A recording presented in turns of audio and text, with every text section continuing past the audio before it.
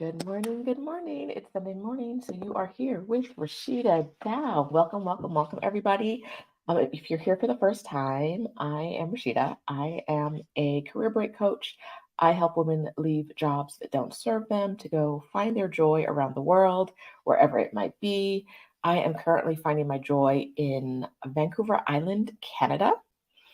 And today we're talking to three different women who have quit their jobs in some way or another to, go adventure. And I love an adventure. I love an adventure. It's 8 a.m. where I am. Hold on. I've been lighting this candle and I've gotten to the point where like the candle and the lighter don't really. Let's try to do this without burning myself. Um, the that I got distracted by something shiny. Okay. These women are adventuring. They're here to tell you about what their adventure means to them and how they got to the point that they could leave the work they were doing behind. So I'm very excited to have them with you today. We're going to talk to them one by one. The first lady up is Yolanda, also known on the internet as Locating Cozy. Let's bring her in. Y'all ready? Y'all ready for this? Okay, wait first. If you're here but you're not subscribed and you like hearing about Black women living their best life, go ahead and subscribe. That's what we do here. We live our best life. We live in joy. We focus on ease, living abundantly. And I want that for you if you want that for yourself. So come on, come over here. Join all the other women in the comments. Let's get this done. Good morning, Mom. I see you here. My mama is in Mexico City, where I normally live in my home. Well, I'm not there. Is she gonna be trusted? I don't know. Yolanda, your moms can't be trusted. You know that. But I love Mm-hmm. your mom. But I love your mom. Mm-mm. Mm-mm. Thank you for joining us here, Yolanda. Thank you for inviting me. I appreciate it. I'm Thank you. so excited. We're doing this together. Okay. Okay. Um, why don't you start by introducing yourself? So my name is Yolanda. I attended my first Exodus Summit in 2022, and it was a game changer. But before that, I knew I wanted something more. I just didn't know how to actually accomplish it. Um, And so then I started my research, and I first want to thank my daughters. I want to thank my daughters for starting this urge that I didn't even know I was supposed to have. So there's a story behind that. But first of all, I want to thank my daughters for giving me the grace and the and the living without fear or living with less fear that they implemented in me. So sometimes you can actually we're the teachers, we're the grown-ups, but sometimes your young folks, your younger nieces and nephews and daughters and just whoever can actually inspire you. And that's what my daughters did. So let me just start there. That's awesome. What about what they were doing inspired you? So um, my oldest daughter, Ebony, well, all of my daughters just have been inspirations in different ways. But my oldest daughter, she went to Cuba like years before. I think it was like I want to say it was 2009. But all of my daughters, especially my youngest, was just like I want to travel the world and I'm going to do this. And so in 2016, my youngest daughter moved to Spain to teach. And initially, it was said that she was just going to be there for a year, and then my oldest daughter actually busted her, and she was like, "Aren't you supposed to be gone for 2 years?" And I was like, "What?" So, and just FYI, guys, I am actually on a pet sit right now, so if there's barking in the background, it's just going to happen. I have two dogs in the background. So, anyways, um, but they were all just inspirations. And so with that, all of my daughters went to college, and then I went to college. I started going to college, I think, in 2012. I didn't go to college until 2012, once after all my daughters graduated and got Mhm. their degrees. And so I started going to college in 2012, and in 2016, I got my degree. I got an associate, um, and my daughters took me to Costa Rica as a Mother's Day graduation gift. And I had always been scared to fly. I was like, I'm not getting on a plane. I had to go, on different business trips sometimes, and I was just a horrible flyer. But my daughters took me to Costa Rica as a Mother's Day graduation gift. And then my youngest, that's the same year that she actually moved to Spain. And so it was a great girls' trip getaway. And that's what kind of like puts the bug in. I'm like, oh, this is a whole new world. Yeah, it was. It was just amazing to go to Costa Rica with my girls on this girls trip that they welcomed me in with their friends, and it was just a beautiful experience. And so before that experience, years ago, when I decided to go back to college, I was doing some research, YouTubing, and I had heard about this world where you can work remote and work from anywhere. And I didn't know. I just knew that I had some plans that were in place so that I'm gonna go back to school, um, just working some things out. But then I had heard about this world of working remote. I didn't know how to implement it, but I knew that that was something that I was very much wanting and excited about the possibility, but again, I didn't know how to implement it. I didn't know at the time that I was speaking these things into my mind, into the possibilities that, 4 or 5 years down the road, that it was going to actually longer than that, but it was going to become true. I don't know if it was because I spoke it, the possibilities, but I knew that I wanted to learn about this possibility where I was not stressing out at my job. And so, through that time of deciding to go to school, my daughter's taking me to Costa Rica as a graduation gift. And then just other things happened. I had some ailing parents. Unfortunately, they passed at different times. Um, but then that's when I started to do some research in 2021.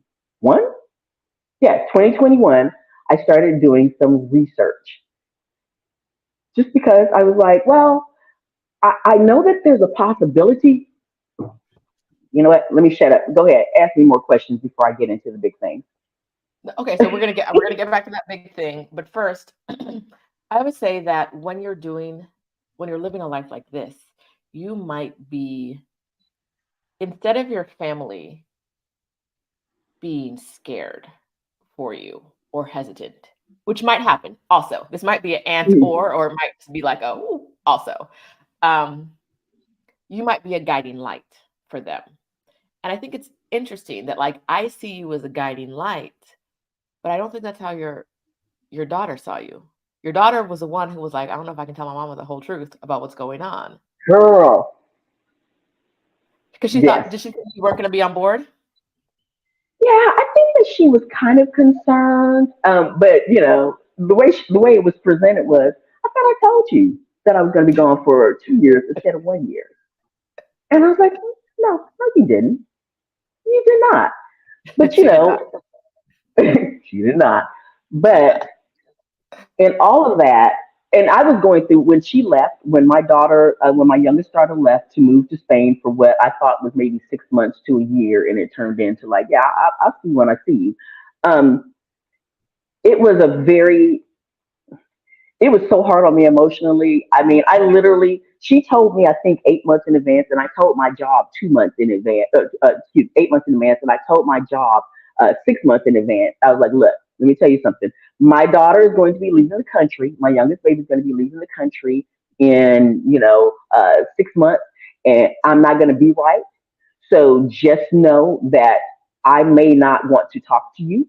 Okay. It was a whole emotional thing. Mhm. And so, I took her to the airport the day that she left. And, I'm in my mind, I wanted to yell to her, don't leave, stay here. You shouldn't do this.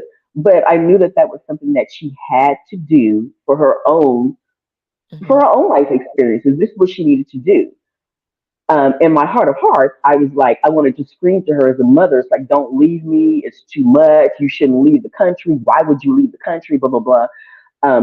But in the end, I remember I dropped her off at the airport, and I immediately my mother called me like I think within 15 minutes of me dropping her off at the airport, and she was like, "Are you okay?" And I was like, "No, I'm not." And it was just it was a horrible experience. But with all that, I am so proud of her that she made these moves um, for this different experience. And I was supportive. It was a hard thing to do. But I was completely so. The mothers out there that might be looking at this right now and being like, "Why would my child want to leave?" I want to say to you, it's a hard thing to do, but it is the most also gratifying. It is so gratifying to see your baby do things that you would never even dream of. And because of her, and because of my other babies, but because of my youngest daughter, it woke me up to other ideas of what I can do. That's amazing. I'm sure you didn't see that happening when. Didn't even see that coming. Didn't see that coming at Yeah. all. I love that. And I hope I'm not confusing you with somebody else, but your daughter has a whole family in Spain now, doesn't she? Yeah, she does. Yes, A I whole have. Spanish family? Yes. So my one of my best friends, Jana, I'm calling you out. So one of my best friends, right before my youngest daughter left, she said, your daughter's going to go to Spain and meet a guy and fall in love and never come back. And I was like, you said I can curse on here, right? You can say whatever you want. Okay. I'm like, bitch, why would you say that? Why? I was like, that was the most horrible thing that she could have said. And that's exactly what happened. She met her person and with all the love of the world, guys, I want to back up and say, as I say, bitch and everything, I know some people are like, oh, oh, that's a horrible word to say and stuff. It's all in love. That's how I talk to my friends, and it's all in love. But with that, that's how I felt at the time when my best friend said that to me. And I was just so beyond hurt that she would even speak that into existence. But I did not know at the time that she was speaking a truth and other things that were coming in Hmm. favor of my new possibilities. Hmm. So, we're gonna get your daughter's business real quick. She's been in Spain. She found the man. Yes, They made the kids, right? You got some grandkids over yes. there? So she met her within my friend spoken into existence. Within I think a 30 days, she met the guy that she started dating. He was not from Spain. He was from Colombia. Ooh. Um, she she spoke. She was bilingual. He was not to a certain extent, but they met, and he is the most wonderful, wonderful person. And now I have my almost 2-year old grandchild. Um, just I could not ask for a better son-in-law. He is absolutely wonderful and just the most wonderful. I can't speak enough about the blessings that happened when she moved there. Hmm. That's not everybody's situation. I have to say this. My daughter met the most wonderful man because um, I raised the most wonderful daughter. She Aw. um, she is a woo, woo, woo, woo. Okay, You got this. okay, hold on. We believe in you. And you're Okay, with family, so it's okay. yeah. I love Jesus. Okay. I love that for you. I love that for you. You always say such lovely things about your daughters. And you've gotten a chance to spend a lot of time with them on this break, right? Yes, yes, Let's talk about that. yes. We're gonna get back to why you took a break, but let's start on a happy note now. Let's talk about like Okay, what you've been doing on this. How long has the break been and what have you been doing on this break? okay, okay. So, with all that's been said and done, I back in August of last year, I had a cat and a dog. I had my grand cat, who my daughter left me when she moved to Spain, and I had my COVID dog that I rescued, right before the whole pandemic and everything. So, anyways, um, through all of that, I actually had been working remote since 2018. Uh-huh. I started a job that was not initially supposed to be remote, but yeah, I started working remote, and I've enjoyed it.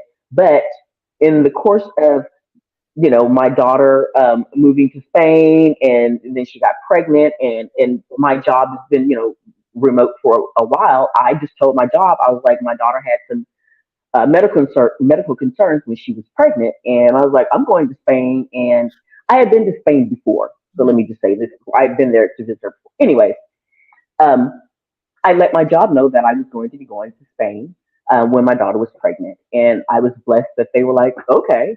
So fast forward in 2021, yeah, I just was kind of like, I've had ailing parents. I've gone through that whole process and journey, and I'm like, you know what? Your dream in the back of your mind was that you wanted to work remote. How do you implement that? And so my big thing was I still had a dog. My cat had passed away, but I still had a dog. And I was like, well, how do you? Because I felt like I needed to keep my apartment $2,000 a month forever because I have a dog. Hmm. Then you have to discover your options. I wanted to see what my options were, and I didn't know how to implement them. So one was I did talk to my sister. When I talked to my sister and some other family members about if they would actually be able to keep my dog for a year while I do my year of discovery. I didn't know what that meant, but I wanted to do a year of some kind of year of discovery. And that's when I decided that I'm going to take my job on the road for 2022 and just figure it out. And in that moment, I didn't know what it looked like because I was taking my job on the road. And that's when I went on YouTube and I looked up, and I don't know why part of it was looking into Black women in Mexico, but I looked up Black women expat Mexico. And that's when everything changed. I don't know if it was you or Delia or Stephanie that popped up first, but I just put in Black woman expat Mexico. I didn't know. I just was like, how do I figure this out? What do I do? Let's just check out YouTube. And it popped up. Um, I I want to say that it was Stephanie first that was talking about pet sitting. Hmm. Another story, girl. But there was just all these.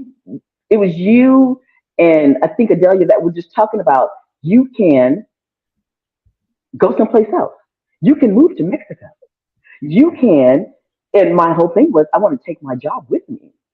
You know, And that's when all this information just started flooding in. And I didn't know that there was this whole thing of Black women that were leaving the US and maybe taking their jobs on the road. I had heard about like people that were traveling like via like the converted vans or buses or whatever that were traveling around the US, but I knew that that's not my thing.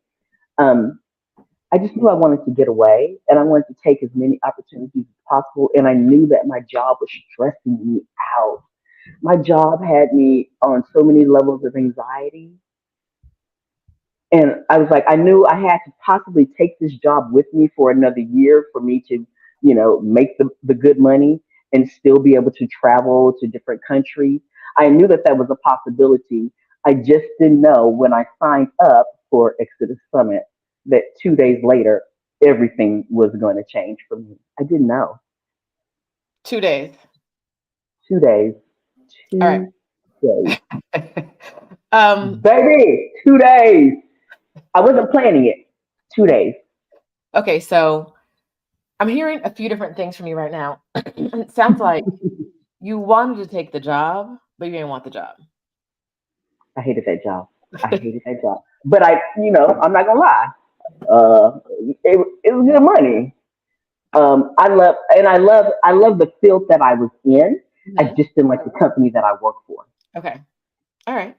So, but you were like, okay, I'm gonna take this job on the road, and then you came to Mhm. Exodus Summit. All right. Is it 2 days after the summit ended or 2 days after the summit began? 2 days after the summit ended. Okay. So in my mind, I was like, well, you already have your plan. I'm like, okay, so you're going to take your job with you in 2022 and you're going to, just go ahead and discover because my job did afford me the possibility to, maybe go to Mexico for 3 months, maybe go to Spain for a few months. It did afford me that just because I had already been working remote since 2018. Um, so that was my plan. It's like, girl, you want to leave this job, but just keep it for another year while you do your year of discovery. My sister had already agreed to keep my dog. My cat had already passed away. My sister had agreed to keep my dog in North Carolina for a year while I did my year of discovery. I was like, okay, okay. So I'm working on this, and I'm like, oh yeah, you can text it, girl. You can do this. I didn't know that, and because what was her name? Libria Jones. Yes, Libria Jones, the queen of Yes, remote work. yes. Okay. So I thought I knew everything because Mhm, I was already working remote. So I was like, mhm. oh, I don't, it's like I listened and I enjoyed the information during the last Exodus Summit when I signed up. And let me just say, I did sign up because I don't do anything. Okay, for me, I'm just saying for me, I don't do anything half-assed. They were like, do you want a weekend pass or a day pass? Or do you want to go full? I was like, I want the premier VIP Yeah. package. All right That's now. that's just Mhm. I was like, no, I want to go all in. Even though I knew I already had a job, I was gainfully employed, and it was just me, myself, and my dog now. Um, I knew I wanted to get the quote full experience. Right. I didn't want to like miss out on anything, even though I might, because of time constraints, I might not see everything, but I wanted to have access for, the next 3 months or 6 months or whatever it was. Dog's acting crazy now. So I signed up for everything and I got everything. Liberty Jones, even though I've been working remote, uh, gave me so much insight as far as what my other possibilities could be. Who else? I even signed up for the fetish. Hey, I was like, can I show my feet? Can I? Did you show your feet on Nah, screen? that's not my jam. But I appreciated all the knowledge. I appreciated all the knowledge and the possibilities. So I'm so thankful that I signed up. So fast forward, it just gave me the confidence. It gave me this like, okay, girl, you're going to take your job with you in 2022 and you're going to be okay. But I didn't know that it was going to give me and set me up. And there was actually something that I think you said about taking a sabbatical. Possibly. Yeah, it was We about talked taking about that that. sabbatical. And that wasn't my intention. But 2 days later, when my bosses took me to the next level, the executive treasurer, the CEO, and the treasurer of the company took me to the next level where I said I need to step back from this last minute meeting so that I can go take my meds. And they said, oh, okay. But wait a minute, before you hang up, let's go ahead and go over these numbers again. Can you go ahead and pull up that Excel spreadsheet and bring in those financial numbers for da da da da da and everything stuff? And I was like, did I not just say I have to go take some medicine? And they didn't care. They didn't care. And I had to be the one to be the boss of me to say goodbye. I had to step back. Now, during that whole time in my mind, because I had been going through this issue for the past, I guess, few months, saying, you need to quit this job. You need to quit this job. But of course, I got bills to pay. Mhm. I like the life of luxury that I'm living, and the bills. My kids are grown. All my money is all about me. Love it. Hey. That's life. Okay. All right. It was hard for me to finally get to that point to say, this job does not care about me, Yeah. and you have to care about yourself more. Mhm. There's And something. and Go go ahead. ahead. There's something you said earlier about the job, how it served your base needs. It was giving you the time. It was giving you location freedom. Sounds like you could be a little flexible with the scheduling. Sounds like it was giving you the money you needed. Yeah, But that still doesn't have to be, if that doesn't feel like enough in your heart, if it's, a lot of these jobs are like men, they look good on paper. But when you maybe. gotta show up every day, it's like, this not the one. And to anyone on the outside, it would look like, look at all these, look at, it's meeting the whole list. But that doesn't have to, if it's not, if it doesn't feel like enough for you, it doesn't have to be enough. You don't have to Yeah. say, well, I'm getting paid well, so I guess I'm going to stick around. Well, I can Yep. work anywhere, so I'm going to stick around. Because aren't you happier now? I can't express how. Are there still concerns? Absolutely. But my mind and my body, and I can't. The last time I had an anxiety attack, the last time I felt like I was going to stroke out or maybe have a heart attack because I had like these pings in my head that were like sheep sharding pain. I can't. I can't remember the last time I had one. And I want to say I didn't know. I knew that it was possible, but I didn't know how to make it happen. But after I attended, not knowing that I was going to be leaving my job, 2 days later, when I attended that Exodus Summit, and it gave me the tools and the strength and the support that I knew that was there from all these black women that are like, baby, you can do it. It spoke to me and it gave me a calm. Now, when I left the job, my daughters had to talk me off the ledge because my daughters were like, they were like, Mom, stop looking for a job, stop it, you're okay.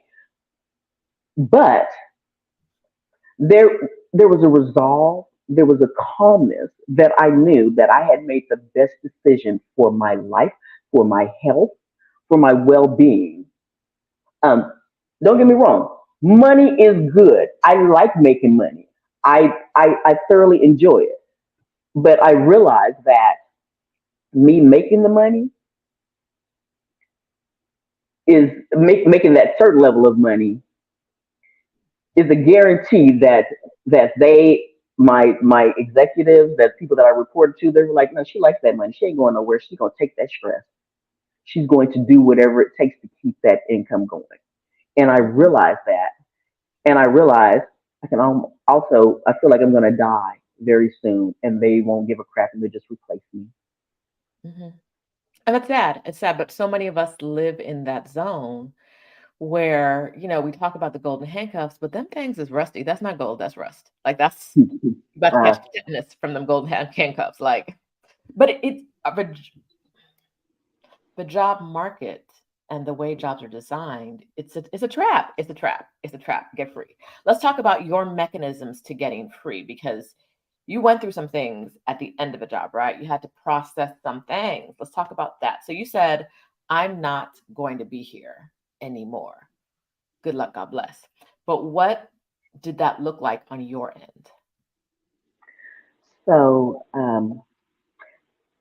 when I joined this particular company, um, they did not match my 401k.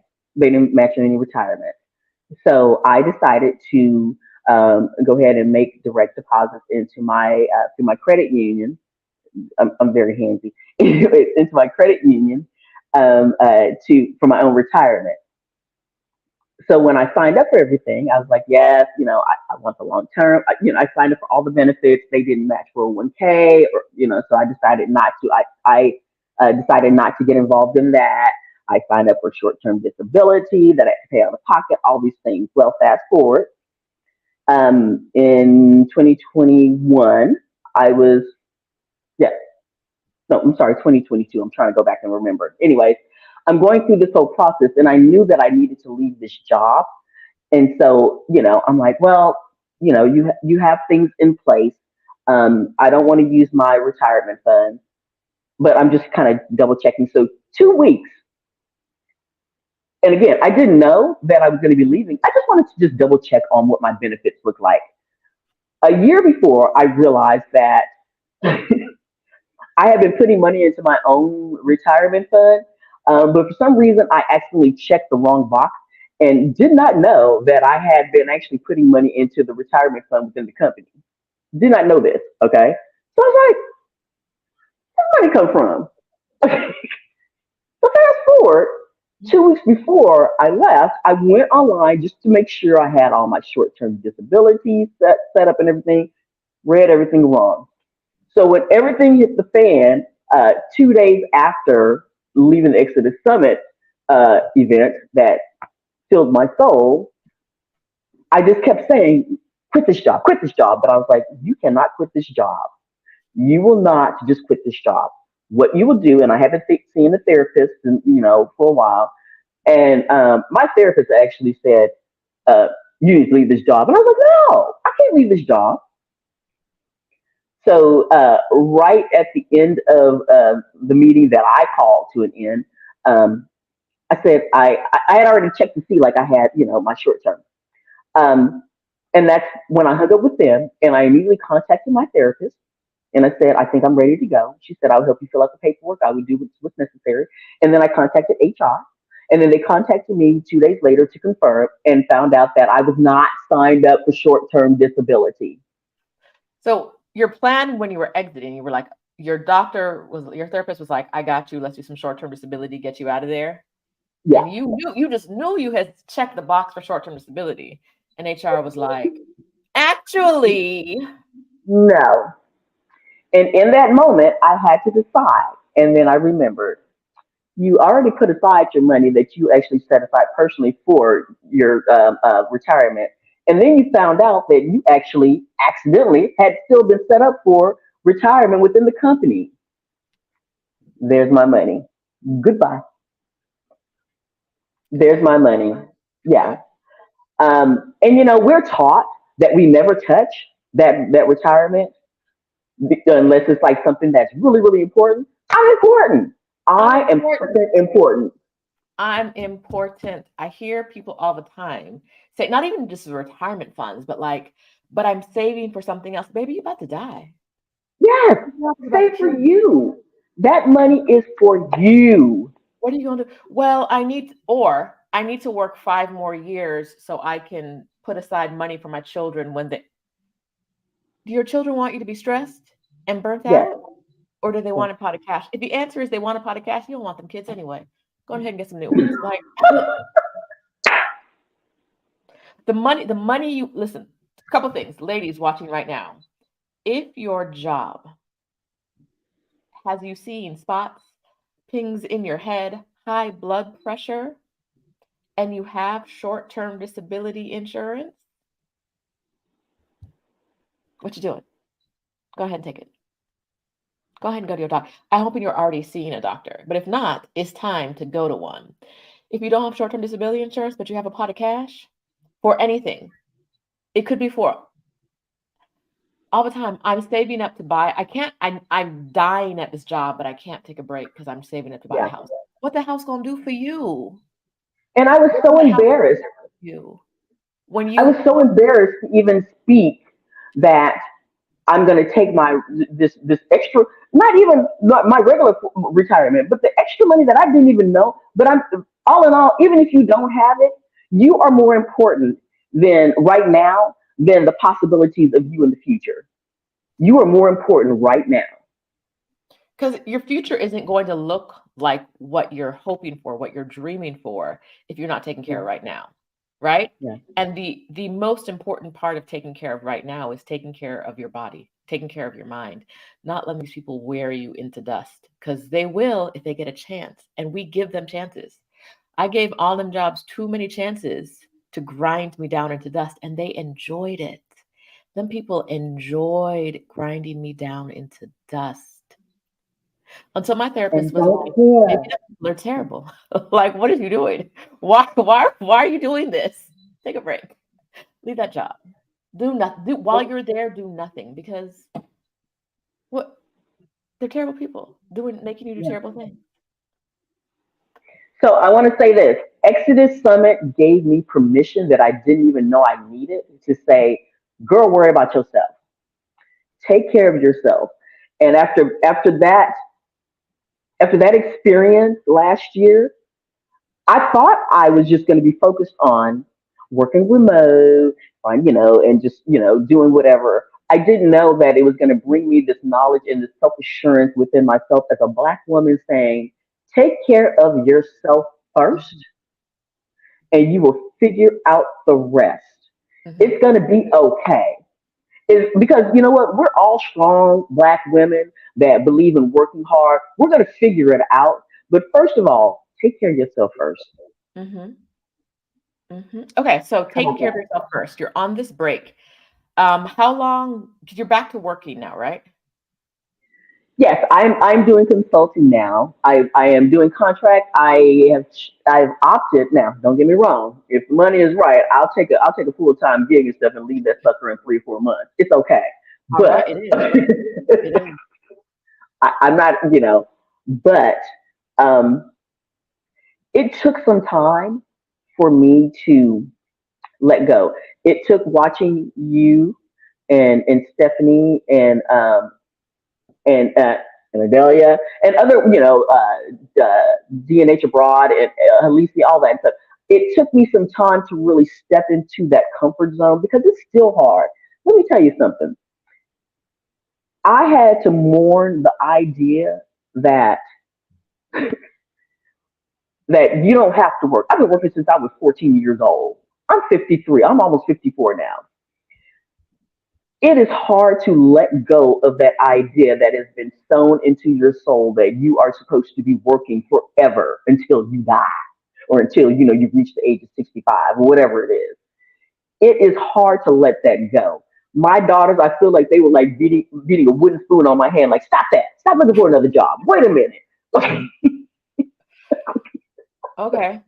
All right. So you're doing contract work now, right? Yes, And you're house sitting yes. around. You're still in the US, right? Yes. So right now I am still in. Yeah, I'm pretty expressive, y'all. So bear with me. Oh, it's fine. Right now I am in Austin on a pet sit, a 3 week pet sit. The owner is in the Philippines. That was the other part of it. So initially, when I started, I was like, I'm just going to do pet sitting. So I was giving up my apartment, and I stopped paying $2,000 a month in rent, and I've just been pet sitting, and that was one of the pieces of the puzzle that's been amazing. I'm pet sitting around Texas right now, but I did a pet sit in Morocco. I have an upcoming pet sit in La Paz, Mexico. I went to visit one of my daughters that lives in San Diego and did a beautiful what was it, a 2 week pet sit in San Diego and Oceanside, and with this beautiful beach house. And yes, Okay. that part has been amazing. I will, okay, knock on wood, I ain't never paying rent here in the US again.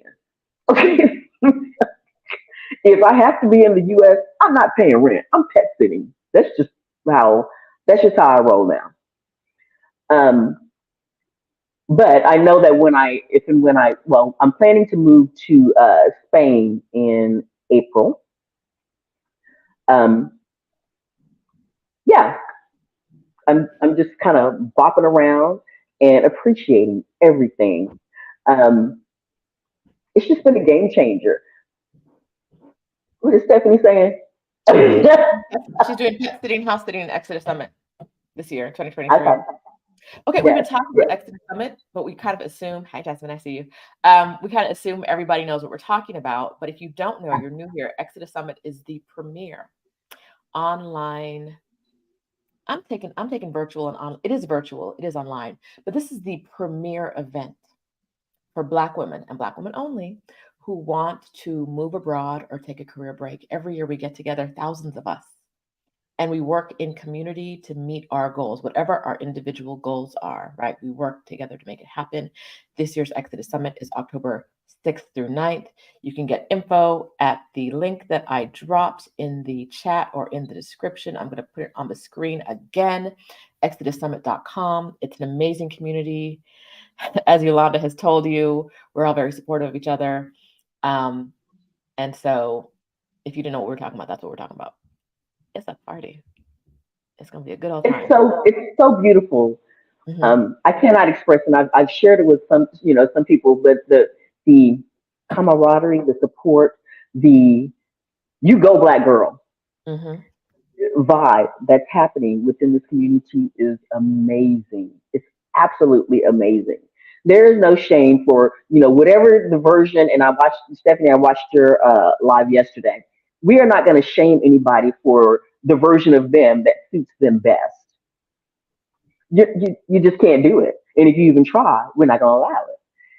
It's just a beautiful thing that, if your goal is that you want to take a sabbatical or leave a job or just, not pay so much in bills, reduce your bills, whatever your goal is, there's that support in that community that makes me feel like it's okay. Whatever my goal is, it's okay.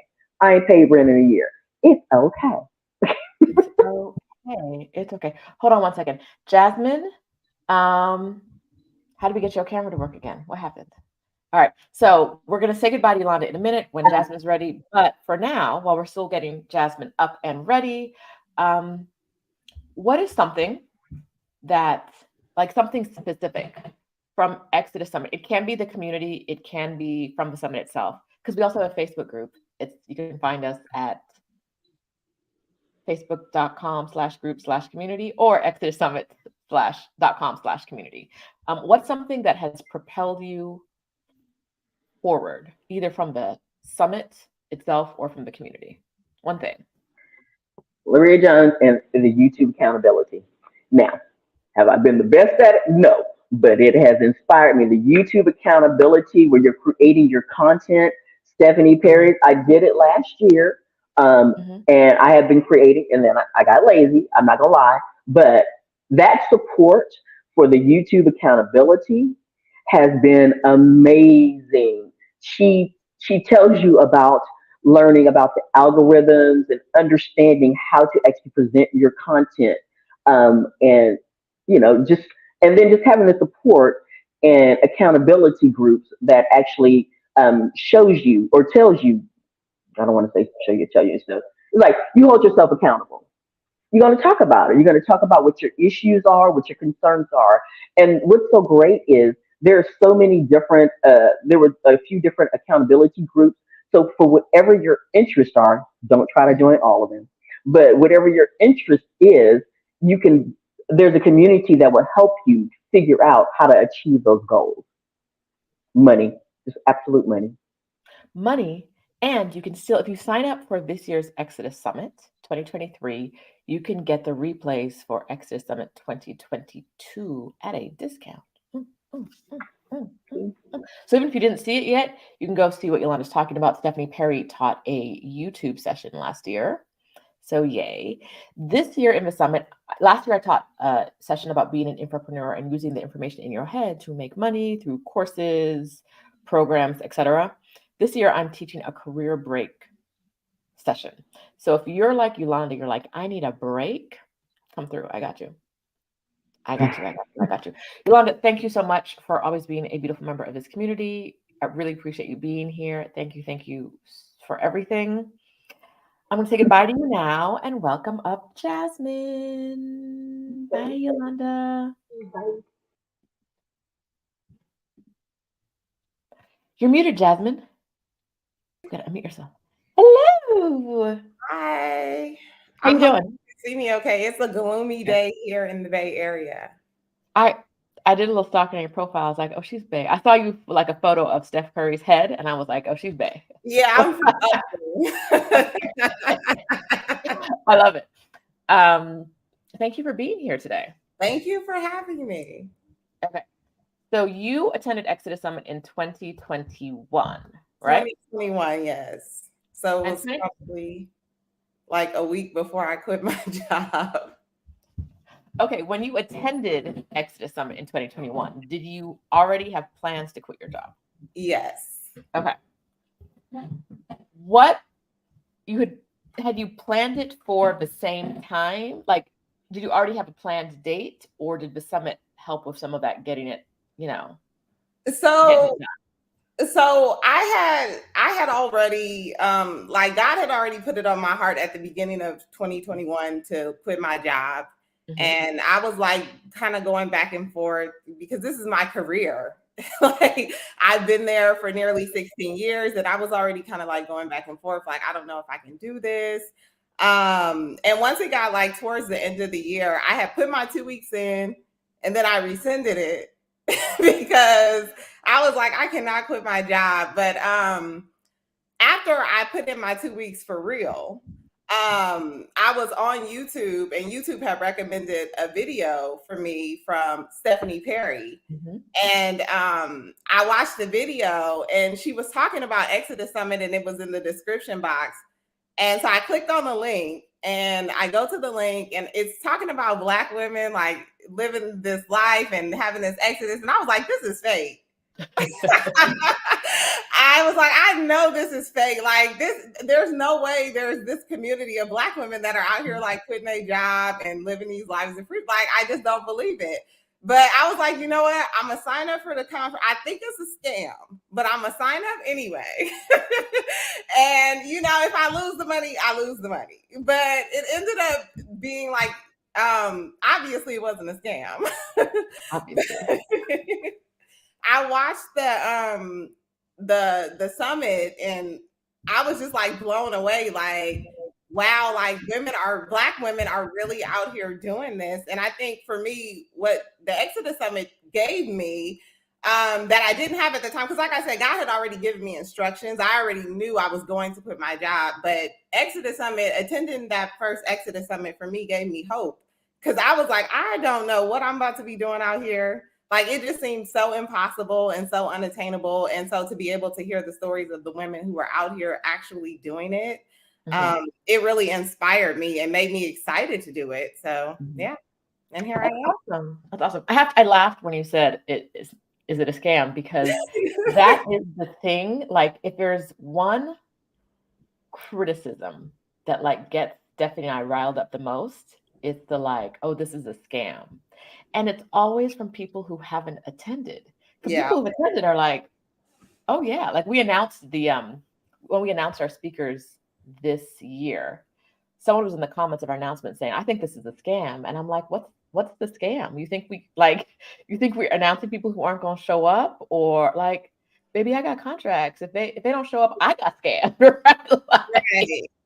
Right? Like, but I think there's something of like, when we're talking about lives that we're not used to seeing, there's a couple ways to go. One is like, oh, this is awesome. I didn't know it was possible, but now I see it as possible for myself. And the other is, nah, they lying. Nah. And I'm going to tell you, the people who are like, this is a scam and think we're lying, they're never going to get free. They're never going to get free, right? If you can't see somebody else's freedom as hope, right? And you see that you think it's impossible for us to be free Black women, you're never going to get free. It will always elude you, because you don't believe, like, in your heart, you don't think it's possible. Yeah. So thank you for like getting past that moment, right? Enjoying that. Like, we've been brainwashed our entire lives to believe it has to look this way. Yes. It has to be this way. And so and they don't want us to hear about Black women getting free.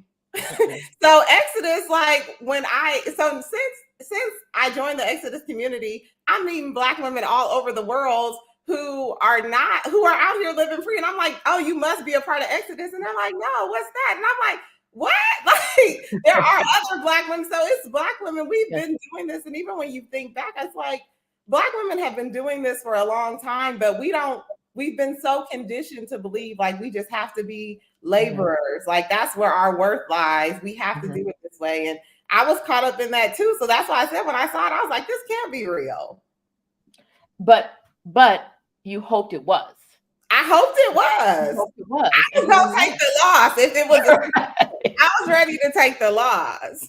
I was like, I need this to be real. Because for me, I didn't have a choice. Like I said, God had already given me instructions. So I was quitting my job. I needed it to be real. All right. So you quit your job before the 2022 summit. Yes, I quit my job before the 2021 summit. Oh, okay. All right. So it's probably like a week or two before the 2021 summit. Okay. And the 2021 summit was about women who had come to 2020 summit and then we're out in the world doing the thing. So you It got was to see these homecoming. women. Yeah, it was the homecoming. Yes. You got to see the women doing their thing and living their lives based on the information they got from the first summit.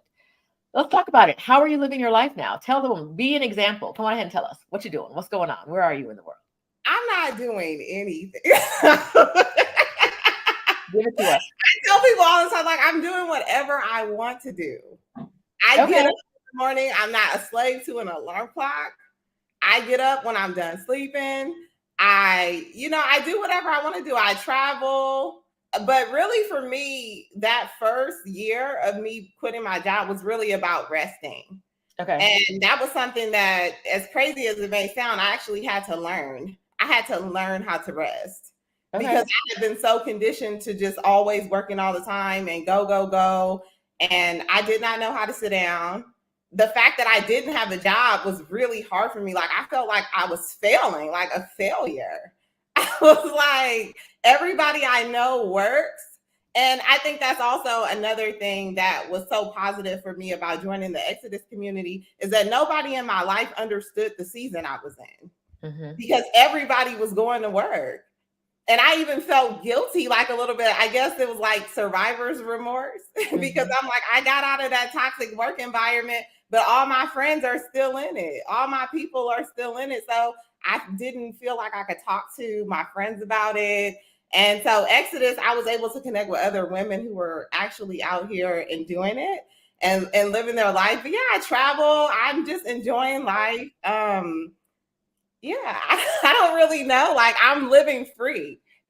So you quit your job before the 2021 summit. Yeah. Just before the 2023 summit, and you ain't never gone back to work, huh? I'm like allergic to work now. So the funny thing is, when I quit my job, I was like, oh, I got to start grinding. I got to start a business.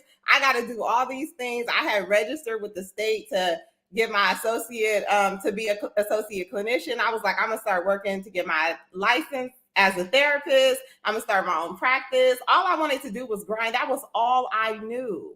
So again, we go back to having to unlearn and having to really rest and having to really be still and just say, like, this is the season that I'm in. I don't have to grind. I don't have to push myself. Like, that's not the only way for me to survive out here. And really just trusting God, having faith that, like, God, you told me to quit my job. You are going to take care of me. You are responsible for me now. Because I don't have a plan B. I didn't have another job lined up. I wasn't gonna grind. I just didn't have the energy, and I was so burnt out. And I don't even think we realize what our jobs are doing to us, because I didn't realize how much my job was destroying me until after I quit. I was so tired all the time, and I thought, oh, after I quit my job, I'm gonna have all this energy. I didn't have any energy for like a whole year after I quit my job. My energy was completely zapped. I was like, why am I still tired? I don't work anymore. And I was having all these health problems. I quit my job, health problems went away. I wouldn't have even connected the two. So we don't even know, like, what these jobs are doing to us. Like, they are killing us, and we feel like we owe them something, and we don't owe them anything. Yeah. So for me, I think being able to take that time, like I was doing like a work exchange program in Mexico City at the beginning of this year. Like, I can just get up and move to Mexico City and then say, I'm not feeling this and come home, you know? But I when we talk about work, when I was doing the interview for the work exchange program, she was like, oh, we need you to commit to like 3 hours a day for 5 days a week. And I was like, 3 hours? Like, you want me to work 3 hours a day? Like, that's not what I do. Like, that wasn't on the information on the website. I wouldn't have applied. And she saw, it was so funny because the interviewer, she saw the concern on my face when she said that. And she's like, we can be flexible. Okay, so I didn't know this about you. Y'all know I live in Mexico City. I love it there. Okay, so tell me more about this work exchange. What were you doing there? I was there for a very short amount of time. Okay. But it started when I was actually home for like 3 months. I was creating content for their English platform, English language learning platform. So it's like Duolingo. Like if anybody's done Duolingo, the exercises they have on there, I was like creating those for their platform, which was actually really fun. And then the second part of the program, which I actually found out about this program through a woman from Exodus Summit. Oh, yay. I didn't even think to make that connection, but yeah, I found out about it from a woman from Exodus Summit. But yeah, the second part of it involved me going to Mexico City. So I was living there in Polanco, and I was going to be traveling all throughout Mexico, working with students in the schools. But when I got out there, like the program was just not put together. Like everything was kind of a mess. So I was like, I again, being free now, I was like, I'm not going to stay here because I don't have to. Whereas before I would have been like, oh no, I already committed to living in Mexico City for 6 months. And, you know, they're paying for my housing but I was like, I don't have to stay here. And so I left and I continued to live in Mexico City because I loved it out there. And that is now my second home. And I will be making my way back there pretty quickly. Okay. Lunch when you get back. We got to talk about this. Absolutely. I love, as women, and specifically as Black women, so many of us are tethered by obligations.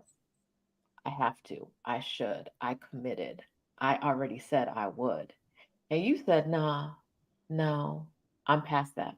You were past that stage of your life, right? Of feeling like if something's not working for you, but it works for somebody else, you got to keep doing it. Exactly.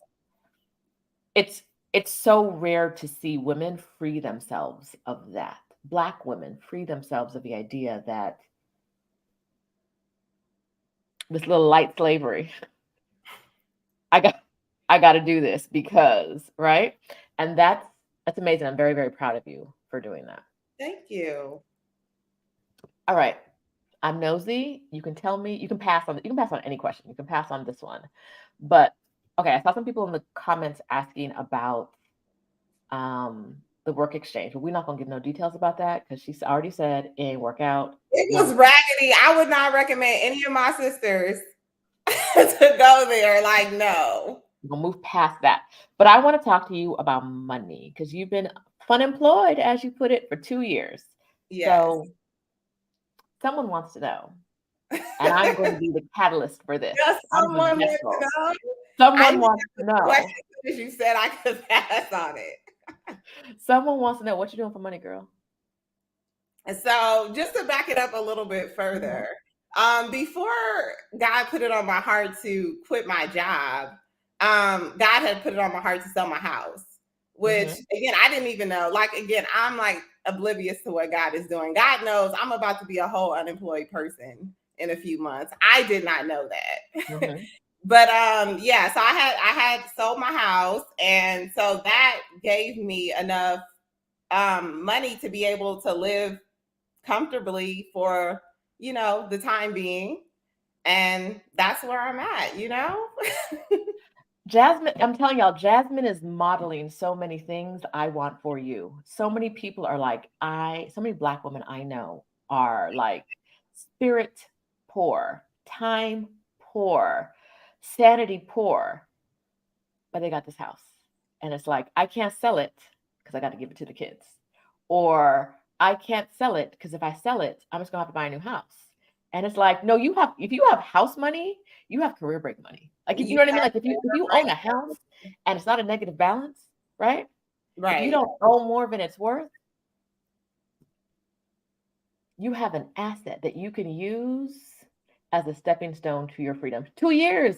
Jasmine said she ain't working 2 years. I can't believe it. I can't believe, like, and the thing is too, I think, you know, and I talk to people about this all the time, and I understand the importance of generational wealth, but I tell people all the time, like my friends who are parents, I don't have children, but there are so many other things you can pass down to your children that matter, that have eternal value. Because you passing a house down to your kids and they depressed and becoming alcoholics, and you know, like they got all these other things going on, and they don't have a solid foundation, but they got a house. You know, they got money in the bank. Just gonna sell the house. Most kids just gonna sell the house and take the money and maybe buy something that you think is foolish. It's not filling you. So No, what makes you think no. it's gonna provide some value to your child's life? Like it's not filling you up. Like Mm-mm. I had a house and was still empty at my job. Like, and the things that I had to do in order to stay there. I couldn't have stayed in my house and quit my job. I didn't know that I was gonna quit my job. But again, like I was just being led by the spirit and just knowing like that if God is telling me to do something, that's because there's something better for me on the other side of these instructions. So Mhm. Before my career break started, I was living in Ohio. I had the house that I bought when I moved there, and I had I bought a house for my mom, really, really inexpensive house. We fixed it up, flipped it, and I sold both houses. And that was not enough money for the down payment on a condo in the Bay Area. And I said, absolutely. well, maybe I won't have a house. And so I rented an apartment in Oakland. If I had bought a house, I wouldn't have left. Because, I was in the same world most of us are in. Houses are important. Cars are important. Mental health, right?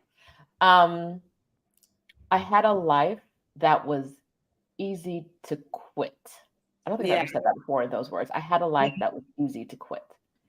Um, and while that might scare some people and people might look negatively on that, to this day, I love having a life that's easy to quit.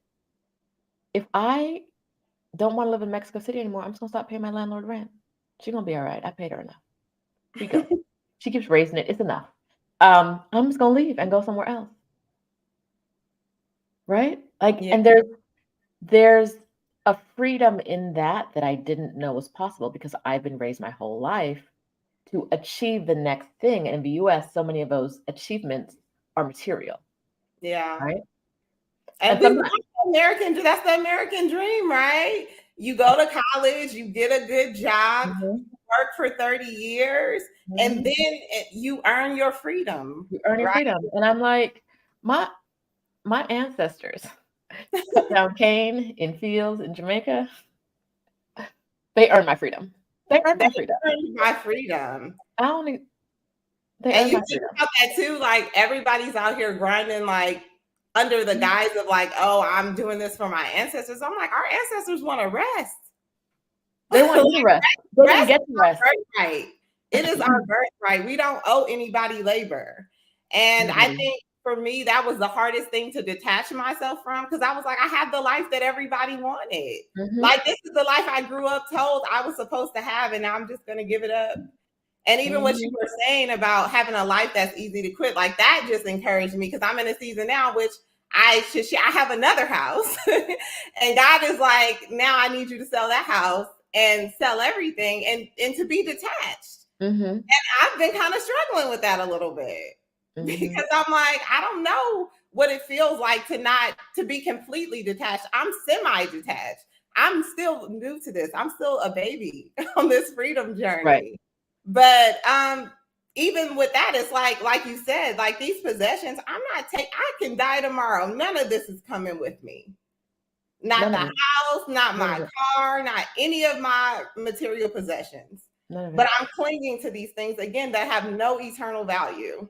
Mm. And there's no end to if you're bought into the system, there's no end to the achievement because it's a house and then it's a bigger house. It's a car. It's a nicer car. Then you got to have the kids, and then kids is expensive. Girl, I took my niece to the fair Kids are a lot yesterday, of money. and I was like, why are 2 rides $20 at this raggedy fair? What's it? Any hoodle. And then, the next achievement is what private school do your kids go to?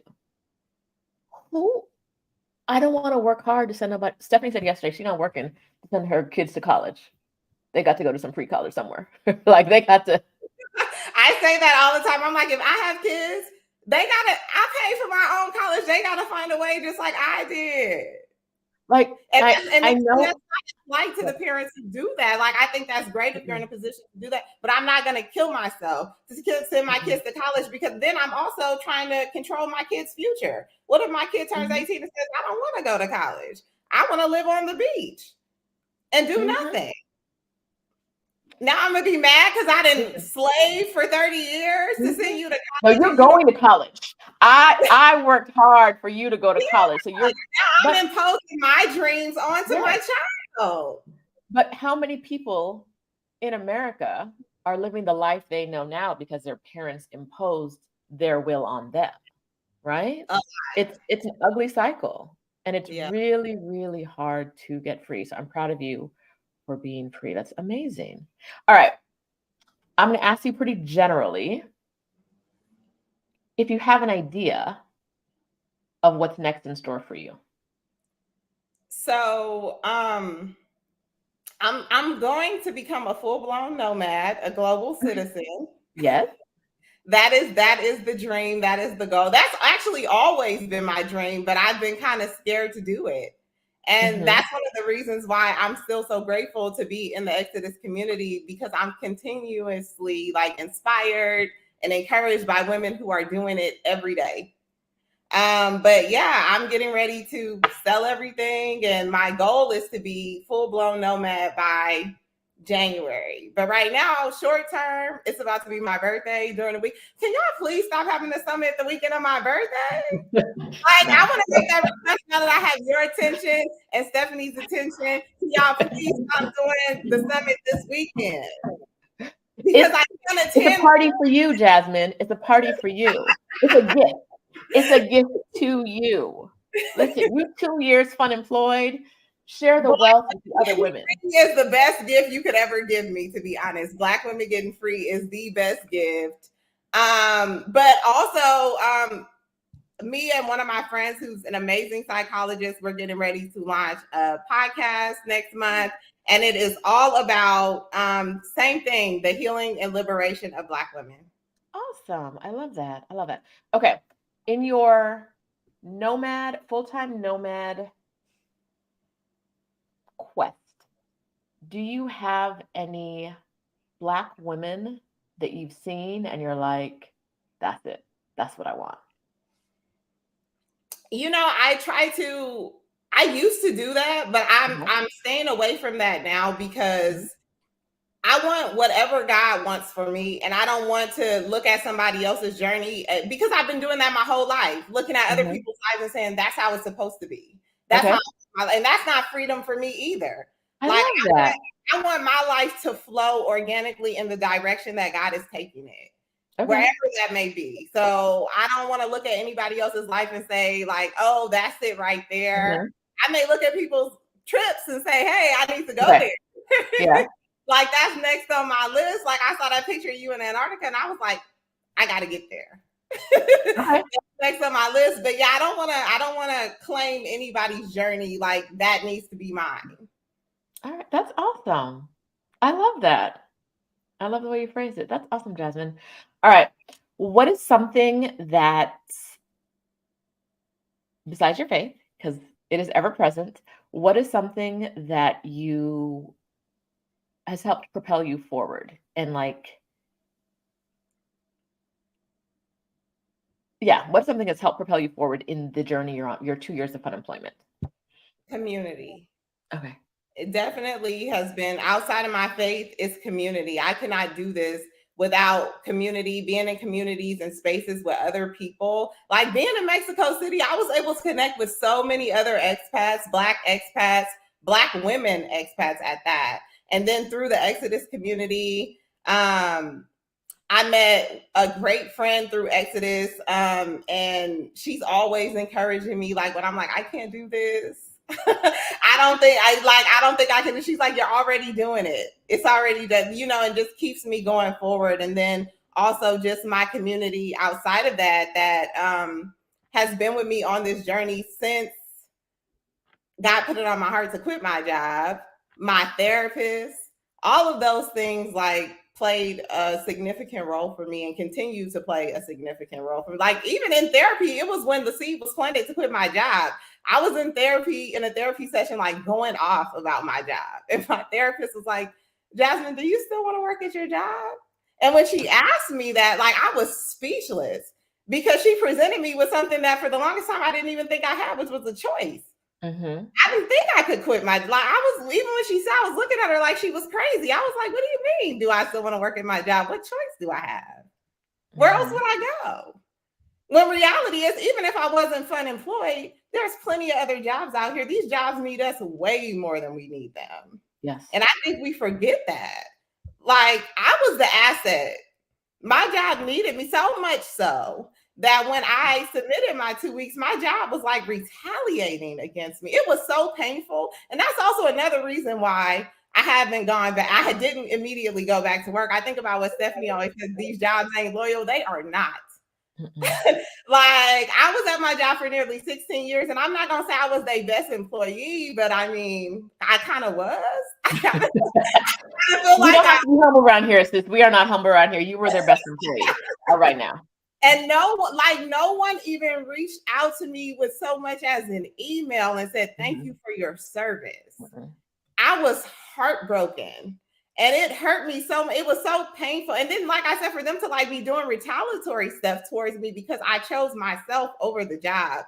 It was so painful. And I was like, I can't go back to work right now. I don't have anything to give to another job. No.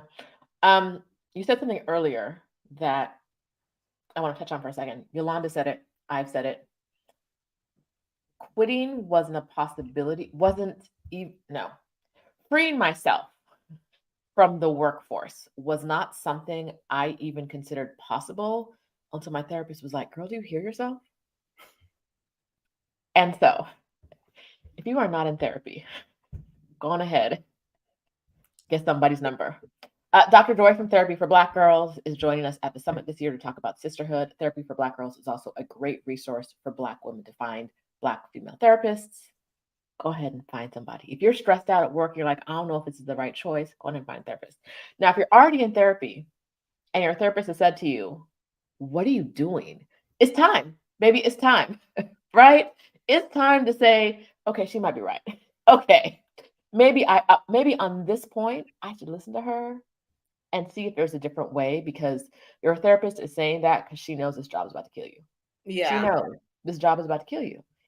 Whoever it is, mine was, I tell you, this Eastern European therapist who said, what if you just, like, she had quiet quitting in my head before quiet quitting was even a thing. She said, what if you just did less work? Yeah. What if you just stopped trying so hard? Are they going to fire you? I was like, no, they need me. She was like, well, then do less. Instead of trying more, try less and see if you're going to get the same response, right? Yeah. There's no amount of work you're going to do that's going to make them like happy. So do less work and make yourself happy. And I was like, less? So not 2 times as much work for half of the reward? That's not what she was like. Or no reward. She said, no. Stop it. And like you said, I would not have done it without her. Yolanda said the same thing. Her therapist was like, baby, it's time. It's time to take. And so I'm telling y'all now, if your therapist is telling you to quit that job, go ahead and slide through Exodus Summit, right? And you don't know the way. If you don't know the way yet, you don't know what you're going to do. If you're scared, if you feel alone, at least join the community. At least join the Exodus Summit community. Oh, that reminds me. Steph, are you still here? Give me a shout out if you're still here, because I need you for something. We need Steph in a minute. Not to come online. You don't need to, just to type something. We don't need your face. Sorry. Okay, Jasmine, what is something you want women to know before they embark on a fun employment journey? I think it's kind of what we've been talking about this whole time, is that it doesn't you don't have to do it the way that you've been taught. You don't have to do it the world's way. And you don't have to wait. Like, I kept feeling like I had to wait for everything. Like, the life that you want to live now. Like, I can't imagine waiting till, for me, it was 50 just because I started my career so young. I started my career when I was 21. So I would have been able to retire at 50, but I can't imagine waiting until I'm 50 to have the life that I have right now. And I'm not even 40 yet. So I can't even imagine waiting that long. Like, the life that you want to have, it exists and it's possible, and you can do it now. Like, you just have to have faith, get in a community that supports you around it. Like, it won't be easy. Your journey won't look like mine. It won't look like anybody else's, but just know that there are other options. When I quit my job, so many of my friends were saying, oh, I wish I could do that too, but I'm stuck. And I want Black women to unlearn that lie. We are never stuck. We are never stuck. If you're stuck, it's because you choose to be stuck. We're stuck. But it's such an easy fallback. You know how people, how you doing? Fine, right? Yeah. Or tired. One of those, right? One of those things is always what people say. And we're starting to, I think there was a wave where people were really like glorifying tired, working hard, sleep when you're dead, grind all I was night. just Blah, about to blah, blah. say that. They sleep, we grind. And people are still saying that. People are still glorifying that. They are, but I feel like not post-pandemic, because we're not post, no matter what we say. Post like 2020, I feel like people are gradually finding their way out of gradually releasing it, but not necessarily knowing how to find their way out. And so for the Black women watching, I got you, right? Like, come to the summit. We're going to help you find your way out, because you're not stuck. Like Jasmine said, you are not stuck. There are better ways to do what you're doing. For Exodus Summit this year, we are collecting money to gift tickets to Black women who would otherwise not be able to attend. And so Stephanie is going to drop the links to donate, because I don't know what they are. I do. No, they're somewhere. Hold on. I have them somewhere. Is this the document? It is. Okay. You can choose to, unless Stephanie already got them. You can donate. I don't know if she saw my comment. Donate to the Exodus Summit Scholarship Fund. Because, life-changing, right? Yeah, it is life-changing. And again, just check it out. I encourage any woman who's on the fence, just go to the summit and learn what you can learn. Like, just see, for me, like I said, I went in with no expectation. I went in thinking it was a scam. But I saw very quickly, like, so many women, and it was so inspirational for me. And it's practical tips that you can use to actually get to where you want to be. We do not have to struggle through this life. That is not our portion. No. And someone in your life is going to tell you to struggle. They're not at Exodus Summit. They're not in the Facebook group. They're not in the community. They are not attending the summit. I will tell you that to get to what you want, there may be some struggles, right? Not every day is going to be golden. Yeah.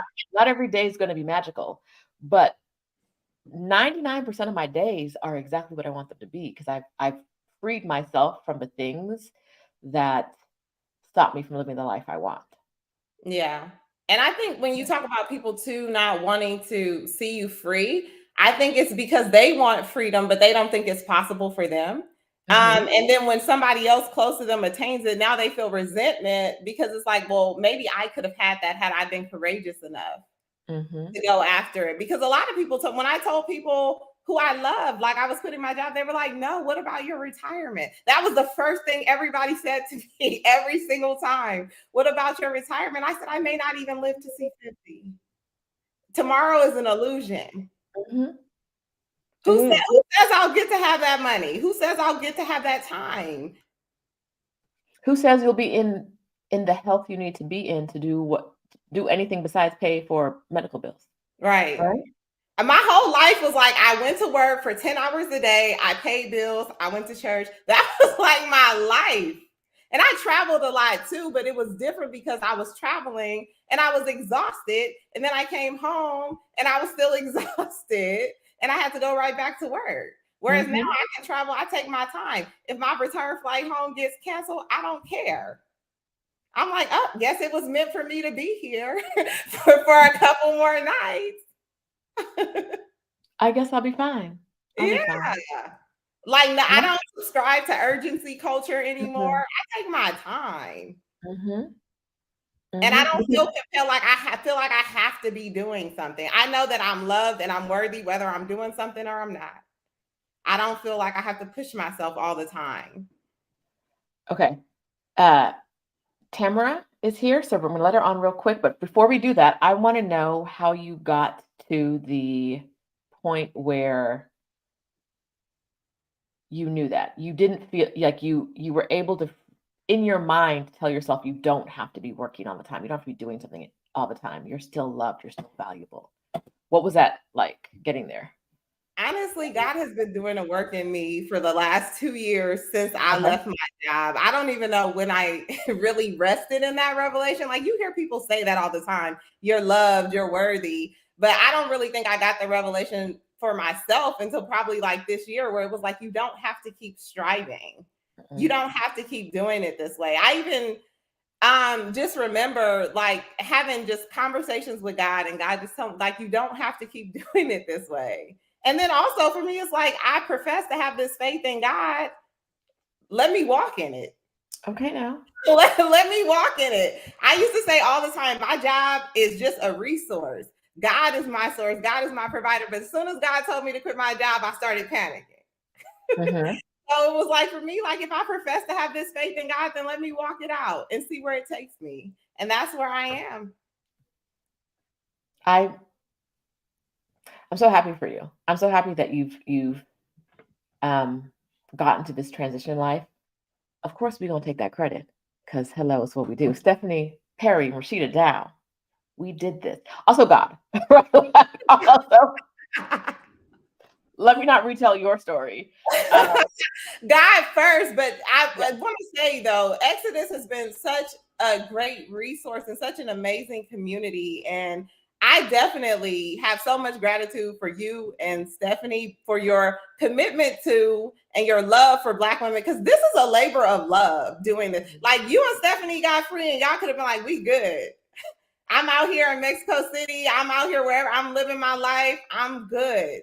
But you felt compelled to go back and help other Black women find freedom too. And I think that that's something major that should not be overlooked. So I just want to give y'all all the flowers. And I'm so grateful for Exodus, for this community, for God leading me to this community, because I don't even think it's by coincidence that I landed in this community. Everything is by design. So yeah, and I'm grateful. Like, the life that I have now is not the life of my dreams, because I wasn't even dreaming this big. That's amazing. That's amazing. And we're so happy for you and so grateful to have you in the community. So thank you for sharing. Thank so you. much, Jasmine. All right, we're gonna say goodbye to Jasmine now and say hello. Yeah, we gonna see this soon. Yes. We're gonna do this. Yes. All right. Bye, hon. Bye. And next up on the stage, okay, help me out and pronounce your name for me, because I don't want to get it wrong. Tamara. So like camera with the T. Okay. Yeah. Got you. Hi. So good to be here. So good to have you here, y'all. The women are coming with it today. I see. A great conversation. Thank you for being here and being a member of the community. Now, you attended the 2021 summit, right? Was that your entry point into Exodus Summit? Yes. My entry point was 2021. It was through a really great special friend who was also on this journey. And she told me about it once I told her that this is something that I'm thinking about, me and my husband were thinking about, because there was really no one I felt I could tell this to and talk about it that would understand. I wouldn't get that initial, well, why are you going to do this? And all the questions that kind of come with a major life change like that. So she was like, you might want to check out this community. It's on Facebook. Just give it a look. She's like, there's a lot of women who are thinking like us, and you'll probably find some resources. So when I joined, it was like, where have y'all been? It felt like it was this secret underground little cave here, but I was so glad that she turned me on to it, because it really just ignited and validated everything that I had in my head. Mm-hmm. I think, so I'm going to pause real quick, drop a little ad in here. Tell a friend, because if you're not telling a friend about a Black female friend, yes, don't play me. Don't play with me like that. If you're not telling your Black female friends about Exodus Summit, you are passively doing them a disservice, right? I know it's not intentional. I don't actually, in my own life, I don't talk about Exodus Summit. I talk about Exodus Summit a lot with the women who know Exodus Summit. But like, I don't talk about it on my Facebook page, on like my personal page. I don't really talk about it that much because it's kind of a thing that has happened. Like it's a thing, right? To me. Right. But as I'm sitting here, I'm like, no, like telling one woman, right? Telling 10 women and having one person join changes one Black woman's, or creates an opportunity for one Black woman to change her life significantly. And I shouldn't devalue that. As I'm telling y'all to value that, I shouldn't devalue that in my own life. I need to be more vocal about this.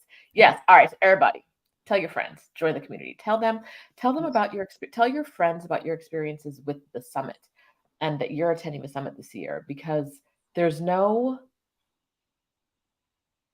we don't get free until we see other women living freely, right? Absolutely.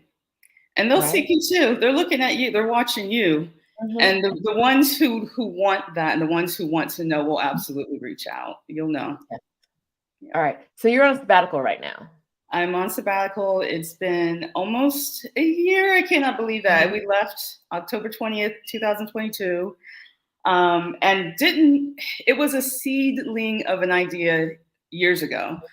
Before the pandemic, my husband and I used to travel quite a bit. Once we had to really sit down, it was like, okay, we're home, we're working from home. This is kind of good. We're not sure how long this will go, but started to see how much money we were actually saving, just not doing anything.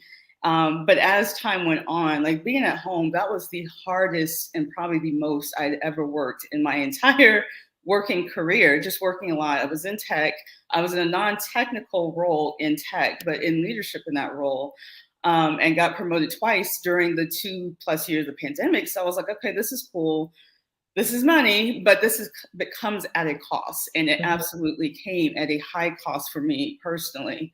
So leading a team that was a very people-centric team and the face of the company. So it was emotionally draining after a while, just going through the pandemic, going through everyone's own personal struggles, along with things that were going on with the company. We started just losing in our personal lives, losing several people in that short time frame. So it was a lot of emotional and mental drain. It was a lot of, what are we even doing? The same stuff everybody went through. And so 2021 in May, my grandmother passed at 95 years old. She was in Panama. My dad is from Panama. So a few of us from the family came to the funeral. The country was still pretty shut down at that time. They had to even ask the government to open her church so we could have a small service with like no more than like 20 something people. So it was immediate siblings, my siblings, cousins, and stuff like that.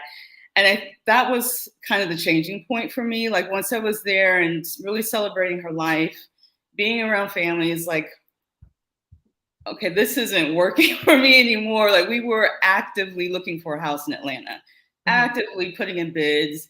And that was kind of the time when things were kind of just going crazy. People were overbidding on stuff. They were foregoing inspections and stuff we weren't willing to do.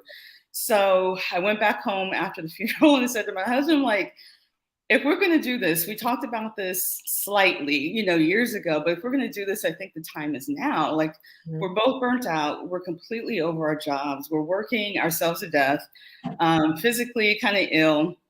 And I'm looking at my grandmother's life, and she had such a full life, even though it was a pretty simple life living in Panama. She was originally from Jamaica. Like she loved her life. And I want to enjoy a lot of those moments now and not wait down the line, because I'm not fulfilled. And that was the biggest thing I kept coming to, is I'm doing all this stuff and I'm not fulfilled. So his response to me, thank goodness, was, I've been waiting on you. Like you said this years ago. You said this years ago. And he kind of kept in his head, but he's like, he knows how I am. Like I have to really believe it. Once my decision's made, this is Libra in me, I think. Once the decision's made, I'm all in. So we kind of just switched paths, and it's like, we're not going to buy a house. The money now we've been saving and everything from here on out, we're going to do this. We're going to leave our jobs. We're going to get rid of as much of everything that we have and leave. So we didn't set a date quite yet. I came back, and that's when I heard from my friend. When I told her, like, this is a crazy idea, but we're thinking of doing this. She was like, Exodus Summit. And so that really, it just solidified everything, because I was kind of putting out in the universe, like, if this is the path, show me the signs, kind of thing. Like, it's so scary to know you're going to make a decision like this, but I wanted to be sure for me and for him, this was the thing we should be doing. And Exodus Summit came into my life. I went back and watched the old videos from the year before. I researched the group, and everything was kind of hitting on all of my major questions of how and where, and just really making me nail down what I was looking for, what he was looking for, what was important to both of us in a place, but also how we were going to do this. And of course, how to, continue to save money and make the money work for us. So right after that, the biggest sign for me was my company being acquired. And I knew before that, I liked my job before the pandemic, but I knew that it would be hard for me to leave. And it wasn't hard any longer. Like, the last year and a half was probably the worst ever. It was a lot of change. Anyone who's gone through an acquisition, it was kind of like a takeover. Everything happened really quickly. But the biggest thing was that they were like, everyone's going to get a little something from this. So we're like, wonderful. Money I wasn't even planning for is going to help kind of power this. So that's all I focused on. 2022 Summit came, and it even hit on a lot of my questions at that time. Like, I was kind of through the initial stuff, but it's like, how am I going to make money down the line? How am I going to just find community in a lot of things? I had found the Panama expat groups at that point. And just other groups, and started following people, and really intentional with my time in that last year. Anything I did, I wanted to make sure it was something that was going to help us down the line. So we both started making sure we were up on our Spanish. We knew some, my family speaks some, but I absolutely not fluent. So studying Spanish every day. Looking at videos. If I'm on social, it was something that was for this, and something to kind of help us get to this end goal. So we were really, really focused and intentional, but I don't think it would have happened as soon as it did, truly, if it wasn't for Exodus Summit, especially for you and Stephanie. I poured through y'all's channels, all the videos, all the testimonies, even just seeing other women talking to y'all, and hearing their testimonies, and hearing what they went through, and seeing all these places that Black women were thriving was something that was just amazing to me. And it kind of solidified, and I knew, like, this is absolutely going to happen. It was what was going to happen after that. That was the scary part. What's going to happen after that? Are we going to be happy? Are we going to want to come back? Answer yes and absolutely no. Don't want to come back. You're going to be happy and you don't want to come back. Okay, so Panama is it for you right now? For now, yeah. It was an easy decision. Like I mentioned, my family was from here. So as a kid, I lived here for a few years. We're military background as well. I visited several times in the last few years, and it's close to the States. It's an easy direct flight back to Atlanta. My family's in the Savannah area. So we felt comfortable, like this was a good soft landing, at least, because the original idea was to move every quarter, and I'm glad we did not do that. I think having a base allows us to really explore the region itself and the country, which was a big deal for me. I really wanted to see a lot more of the country, because we never had. None of my family had, and I think that's been the case for a lot of Afro-Panamanians here. Anyone who has family here that came from the Caribbean or elsewhere, they're tend to be in certain neighborhoods in the city, and just working class families. So even my dad said he's been like a kid since we've been here, so excited about us being here and being able to see more of the country than he's ever seen, in his entire life. So even coming here to visit, being able to see other parts now through me and not just through his own experience, it's been really great. But for now, Panama's it. We'll probably do at least another year for sure. Okay, that's awesome. Now, I want to talk about the Panama community in Panama, because I hear great things. But before I go that, you're married to someone who you didn't have to leave behind. I love that for you. Thank you. So he's on sabbatical too? Yeah, yeah. I love that. But he was worked for the government almost 10 years. And that's a whole different ball game. Yeah. So it was, and I know that's a big thing for some people. I see people ask that, like, how do you get your significant other on board? And even for me, I know I'm very, very lucky, but I think we're so much alike in that and how we approach life. And I knew that even before, that he would be open to this. You know, he's not tied, neither of us are really tied to anything besides family, but his parents are gone. So it was a little more open for him, and he was looking for that change, that hard reset as well. So even to hear him say that, like, I've been waiting on you, I was like, oh, good, I don't have to go through this battle or convince you, because I definitely have all the points here, just to try to get you on board. But he was open. It's like, okay, what can we both do to get us there? But what can I do as well, he personally, to support us, to get us there? So That's awesome. very lucky, very lucky. You know, I am quick to tell people to leave behind anyone who's trying to clip your wings, and it's usually a man. It's usually a man. This is a man we can bring with us. Yes, I love it. I love it. So I will say that another woman in our community was having a hard time convincing her husband to do it, and all it took was taking him to Panama. He went to Panama and was like, "Oh, we live here." He went to Panama and said, "Well, why are we moving so slow?" Like, she's been trying to convince him for years. And Panama might not be, if you're watching this right now, Panama might not be your partner's place, but sometimes it requires taking them to the place that is that works for them, that they can see themselves living in. She said the minute he said it, he was like, gas here, right? Like, let's go. Gas up the car, let's go. What are we talking about? Exactly.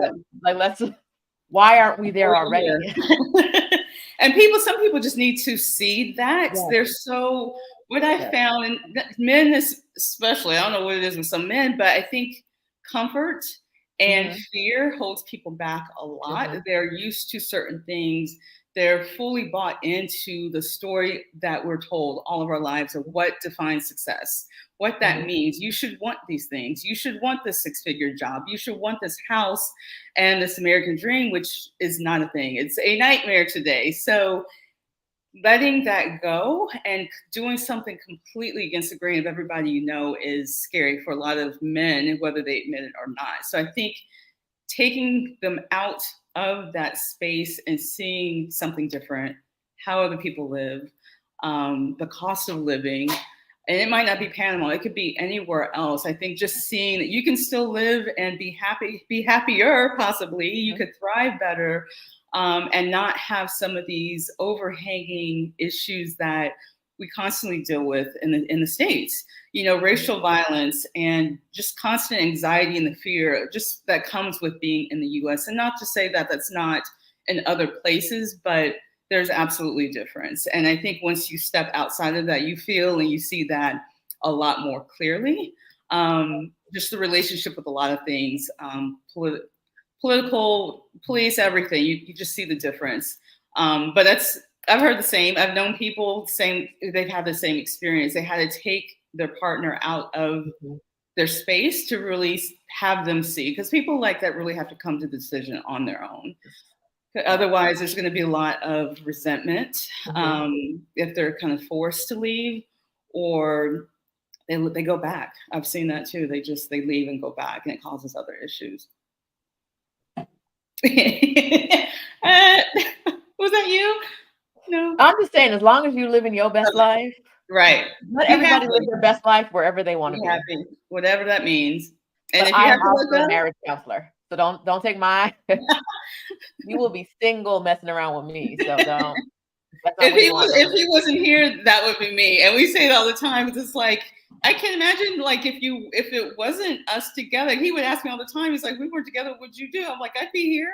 But, you know, it would just be me. I'm not going to be looking for someone to come with me. I'm gone. And that's how I am. And that's always been how I've been in my life. Like, I'm okay with taking a path people don't normally take. Like, that's fine. I'm always going to question things. I'm always going to wonder. But I'm also very glad you're on board and you're here and, you know, enjoying this too. And he's living his best life. And I love seeing that for him as well, because he's from the South Side of Chicago, and we will go places sometimes and he'll just kind of pause and is like, I know I'm probably the only person that I knew from my neighborhood who's ever seen this, who's ever done this. You know, it's like, I love hearing that, but I can tell it's like amazing for him, and he can go back and tell somebody else, people who are having the same thoughts, like, I could never leave. It's like, you can. It's different, but you can. And that's part of the value in what we do. Like, we do it for our own safety and sanity, but we also do it for the other people, right? For the other people who might be like half a step behind us, maybe, you know, maybe a full city block behind us, but they didn't know it was possible until they saw it, right? They didn't know you could be wherever you wanted in Panama, whatever. But I get a question a lot, which is like, well, why did you move to Mexico? And it's always like, because I wanted to. Because before I moved to Mexico, it had never, nowhere in my brain was there the idea that you could move somewhere just because you wanted to, as opposed to like moving for work or the military or family requirements or something like that. That like, oh no, I had a desire to live there, so I moved there. Like, that wasn't. And seeing how, like the conversation with Jasmine, seeing how many people have been doing this, you know, and it's like they didn't have these resources. They didn't have social media possibly at that time. So to me, that's even braver to break out and do that when there was absolutely no path and there wasn't as much out there for you to follow or to look up. But you're right. It's the same thing. I love seeing people in, especially Black women, just in places around the world where it's like, wow, I didn't know we're out there. Like, everywhere you go, truly, we are there. You're going to find somebody. But we get the question too. And it's the stuff you hear, like, I think it's just the things people have in their head. Why Panama? Like, isn't the jungle? And it's like, come on, y'all. Like, it's 2023 and the internet is out there. Hit up some images, Google images. They'll hit you. They'll get you real straight. Okay, so I want to talk to you about 3 of the biggest questions that come up every time when people talk about moving to another city. And for me, the ones I hear are community, healthcare, safety. So are you in Panama City or are you in a different city? In Panama City, yeah. All right, let's talk about safety in Panama City. Do you feel safe? Absolutely. With any city around the world, there's going to be certain neighborhoods, areas, the history of why there may be certain areas and whatever. It's pretty much the same everywhere. Overall, absolutely I feel 1,000% safer here than I did where we lived in Atlanta, which was also in the heart of the city. Even just comparing, we'll jokingly say stuff like, we know that was fireworks. Panamanians here are crazy about fireworks for absolutely no reason, except that it's a Tuesday night. We know it's not a gunshot. In Atlanta, it was like that. Okay, no, that was a gunshot. This is a firework. But outside of that, I know I can walk at night. I can walk down the street and go somewhere, and I'll see a bunch of other women walking by themselves, walking their dogs. Usually, that's a sign for me. And even just what's happening, we don't hear about a lot of things. Not that stuff does not happen, but it's nowhere near where I'm feeling anxiety or feeling like I should be taking my husband everywhere I go with me, nothing like that. And he feels safe, that he feels fine that I'm safe to go about and move about on my own if I want to. So I absolutely feel safe in the city and especially around the country. There's going to be any city, you got to keep your head on the swivel, of course. There's going to be pickpockets or whatever, but I don't hear about a lot of things at all. Panamanian people in general are pretty welcoming and nice. So yeah, and knowing Spanish, some Spanish does help too. Okay. Before we go any further with community and healthcare, if you are watching this now and this is the kind of conversation you want in your life, go ahead and subscribe. Turn on notifications. These are the conversations we have on this channel. They're also the conversations that take place within Exodus Summit, because Exodus Summit, the community on Facebook, and Exodus Summit, the online event that is October 6th, 7th, 8th, and 9th this year, are places where the people who are in attendance, the Black women only, in attendance are they're going to show you the way, right? My way may not be your way. Tamara's way may not be your way. Jasmine's way, Yolanda's way, they may not be your way, but there's going to be a woman. She may be a speaker at Exodus Summit, or she may be in the audience, and you may connect with her in the chat. I see y'all in the chat right now, always. They help. Tamara, they're always making plans and talking. That was me. That was me too. But like they're making plans without me, and I get a little salty, but I'm so happy for you guys. I'm so legitimately happy for you guys that you have these communities and that they sprung from Exodus Summit. We take credit for it. We love having you guys do this. Community is what we need to do this. So if you want more community, join the Exodus Summit community. Linked in the comments. It's exodussummit.com/community. Join us at Exodus Summit this year, exodussummit.com. Get your tickets. And now we shall go into the community in Panama. Tell us all about it. It's funny, when I first got here, especially leaving the tech space, and that is a whole nother conversation, Black women in the tech space and what that means when it comes to dealing with our sisterin of different hues. It was a lot, and I was beyond burnt out socially, personally, physically, meant everything, just completely everything. And realized not until I got here, one, how much I was caught up in the culture of I have to be doing something at all times, and couldn't even allow myself to rest, which I said I was going to do. Like, I want to get there and just rest, and felt guilty a lot. Like, kept going through that the first few months and finally got over that. But I wasn't seeking community. I guess all that to say, I wasn't seeking doing much of anything, because I truly needed to sit down, and kind of connect back with my husband, with myself, and kind of process everything that had happened in the last year. So only in the first 6 months. The last 6 months, till right now, really been finding and realizing how many Black people here in Panama. And I knew that, I had gone to a couple of the meetings with some of the ladies here, but really saw just how many people are here and how diverse it is here. We've met so many people, different walks of life, from single parents to young families. Several people I've met from Atlanta who, did the same. Just all kinds of folks. Of course, there's people who are retired, but there's still a lot of people who aren't retired. We're kind of in that middle space where we just want to change. There's a lot of digital nomads here. So there's a very, very strong network of Black folks here, and they're really starting to pick up with doing a lot of things within the group, if you want to do that. Because I know there's some people who don't necessarily want to mimic their life in the States. And I'm kind of like that a little bit, like I'll pick and choose. I definitely want that, because I think there's something safe and familiar when it comes to knowing people who come from where you come from, who have kind of that same background, being Black from America, wherever it might be. I do enjoy that. And I've met several women here, strangely enough, with my same name. I've never in my life met anybody with my name ever. And I have two friends here who are both Tamara from different places. So it's weird.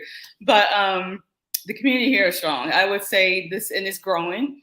And a lot of things happen. We get together for everything from a barbecue. There's been open mic sessions. There's kind of a foodie group where people go out and try different restaurants in the area.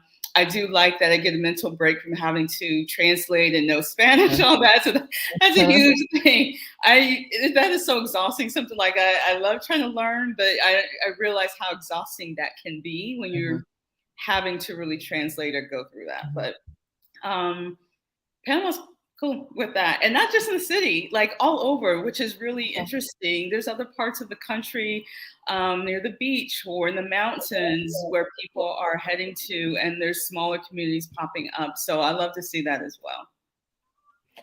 Okay, when I just a minute ago said y'all be meeting up without me, and I get salty. And then, are you coming with Stephanie?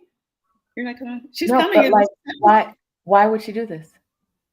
Is she talking? Like, she has a whole other live video she does on Saturday. This is a Saturday conversation, Miss Stephanie Perry, not a Sunday conversation. October 15th, yay! Please keep this out of my comments. I think you need to get a ticket. I think I'm going to be somewhere. Once you said it the other day, I was like, where am I October 15th? I think I'm somewhere else in the world. So I can't do that. Okay. Let's see. October 15th. Yes, I will be in Puerto Vallarta. So Puerto Vallarta Exodus Summit meetup, October 15th. Done. Done. We're Competing. meeting up October 15th because I'm salty. It's what I do. Okay. That's all right. Yeah. Mhm. All right. But Panama's been on my list for a long time because one of my stepmothers was from there. Okay. I only have two. One of my dad's wives Got it. was from Panama. And before I met her, I didn't realize that Panama had Black people. Oh, it's a large, right? And not, outside of course, expats, a large percentage of the population here has African ancestry. And the history it's definitely interesting. There's a couple of main areas where there's a lot of Caribbean culture here in the country, but then there's also, like I mentioned before, there's an area where they call the Canal Zone area, where a lot of Caribbean families came to Panama decades ago to help build the canal. And not just Caribbean folks, I learned in recent years, a large Chinese population as well that also came and helped to build the canal. And stayed, a lot of them stayed and lived and thrived in these neighborhoods. And it's funny, I've met several people who just saw my last name and they're like, your family, is your dad here? Is your uncle here? And I'm like, how do you know? But they're like, no one has that last name, or your last name is this person. So I've met several people who went to school with my uncles and my dad, or knew my grandmother, which has been really, really nice as well. So the culture here, what I love about the community, it's not just the expats here, a lot of Black Panamanians, some of them as well, who stayed or who are here, connected with the same community in the group. So it's a large group of mixed people who are here just to work, or who were in the military, or whose families are from here, but they're also, Black and bilingual or whatever. So yeah. That's awesome. A lot of people in the comments saying their grandparents are from Panama. There's a lot, yeah. My grandfather worked on the Panama Canal and went to University of Kingston. Yeah, awesome. Let's talk healthcare. Okay. Because I know y'all got it easier and better in the US. So go ahead and blow our minds. It's funny. We opted not to do any insurance. This is our personal. Yeah. Personal thing. And it's funny. I remember reading something. I think you mentioned it, like people get some of the global insurance options, whatever. We looked at all of those, and some of them were just insane price-wise. And it was amazing how much they jumped if you included the US. Because I was US and Japan, those are the two places you can't add if you want. Which just highlighted, of course, everything we know, like it's a scam in the States. So we're like, okay, we know we're doing it. Let's just at least play this by ear. We got all of our everything done, but we knew that we accounted for that. So when we're saving and things like that, we knew over the course of this next year, there are certain things we need to get done, our annual exams, just all of that, and trying to account for any surprises or whatever. And not that you can always plan for that. So far since I've been here, I have gone to the dentist. I have found a dermatologist right away. And the experiences have been so really good, thankfully, like really great, but also just kind of pissed me off just at the level of care that I was getting and paying for in the States. Like we pay for insurance, but still have to pay when we go. And it may not cover everything. So to come here and pay less than I would pay out of pocket in some instances to get better care. And I guess an example would be the dermatologist I went to. There's been two I've seen. One was a full initial body exam. And I was like, what? Like, so I was warned of that. I'm like, oh my God, like this has never happened. She's like, I'm going to literally check head to toe. Don't wear fingernail polish. Don't do certain things. And thankfully, she actually went to and studied at Emory in Atlanta. So I kind of felt comfortable. She spoke English.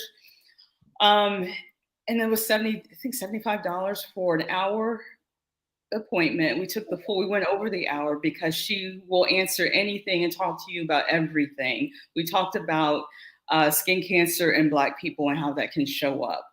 We talked about eczema and right, like just everything that people may experience when they go to Caribbean countries or they go to tropical countries, and dealing with just the humidity and possibly mold and dust and all of that, which we do experience in Panama. So I was like, I've never had someone I could actually talk to and ask all of my questions and not feel rushed through the appointment to just pay my copay. You give me something and that is it. I felt comfortable with what she was prescribing and what she was giving me at the time, which was just so eye-opening. I really appreciated it. My husband's gone to see a urologist, and she invited me to the meeting. You know, there was thankfully nothing wrong. It was a kind of a scary time for us, but everything was fine. But she was like, yes, bring your wife to the meeting so I can just go over everything with both of you if you're comfortable. So same thing. She went through every single thing. What I do love, you can message the doctors directly through WhatsApp. Everyone pretty much uses WhatsApp to communicate, and you're not always getting like the receptionist, whoever. You're talking directly to the doctor. They're checking in with you. They're asking questions. If you need a follow-up, like you're communicating directly with them, which takes out a lot of that ambiguity and what's going on. I always felt in the States with stuff like, is this really right? I have to go through all these channels to get to the actual doctor. Right. So it's been a pleasant experience, and I feel confident when I do it. It's almost time for, I did get a mammogram here, actually. I forgot about that. Back in May. It's the same thing. I kind of went on my own, went through everything. They use machines my insurance would not cover in the States, what I found eye-opening. You got the exact prices on WhatsApp. They gave you the price if you had breast implants or not.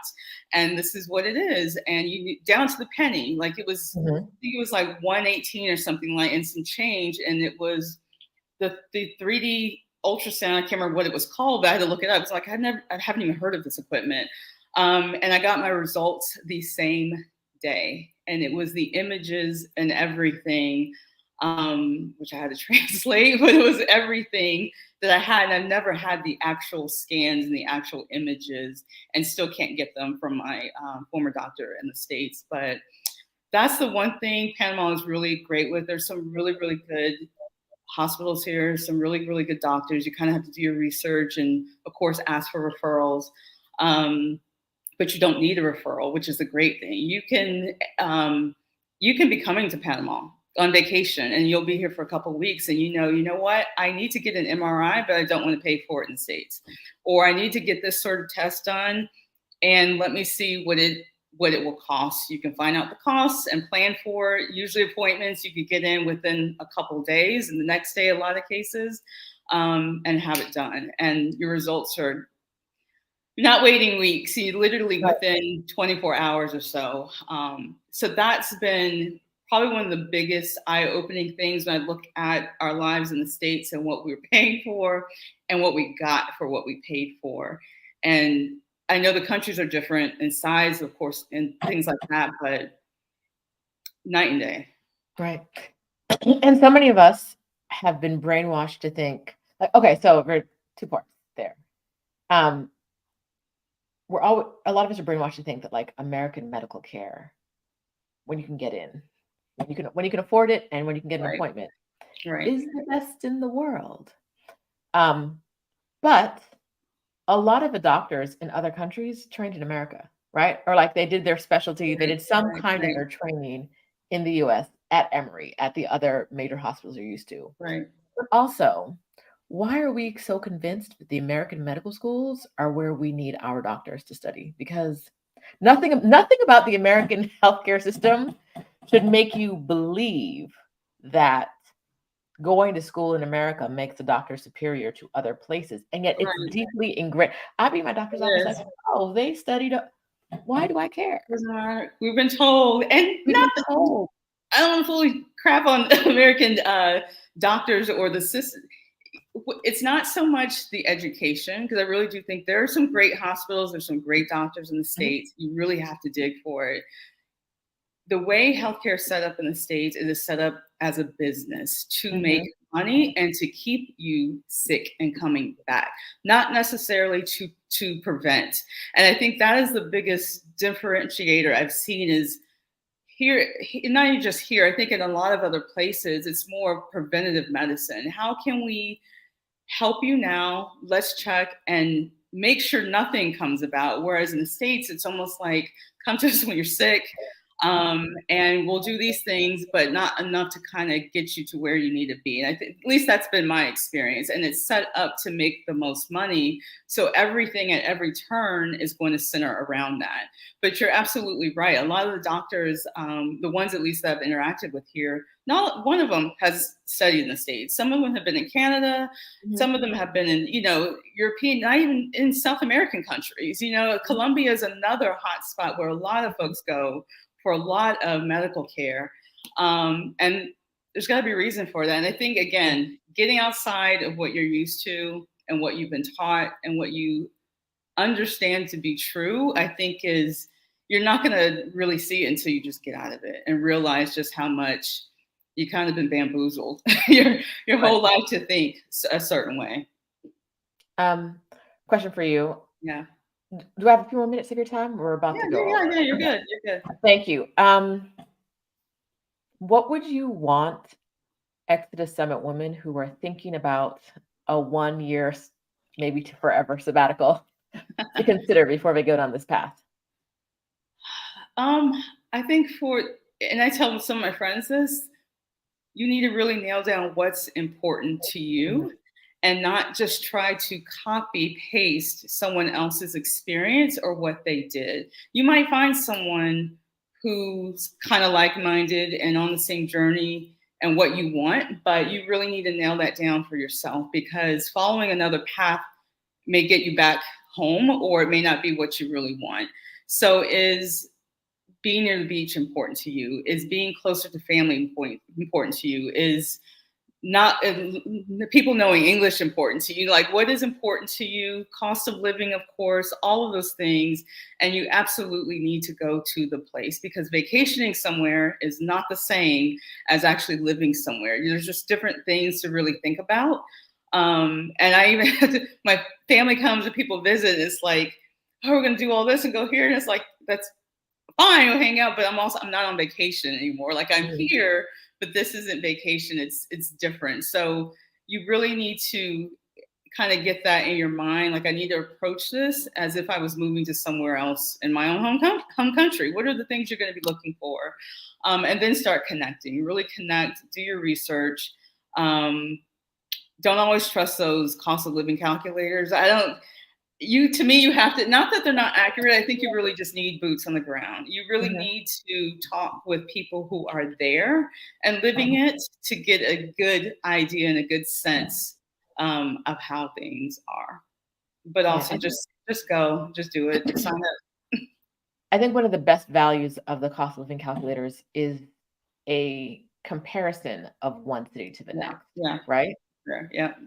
Because otherwise, what someone spends on apples might not be what you spend on apples.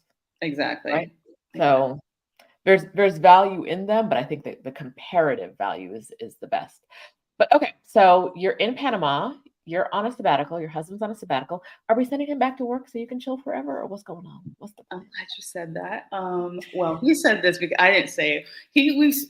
I've looked a little bit. I'm not really, I think about corporate, I think about all that, and I still kind of hyperventilate. I don't know if I can go back to that. So I'm in that space of what do I want to do, and exploring a few options.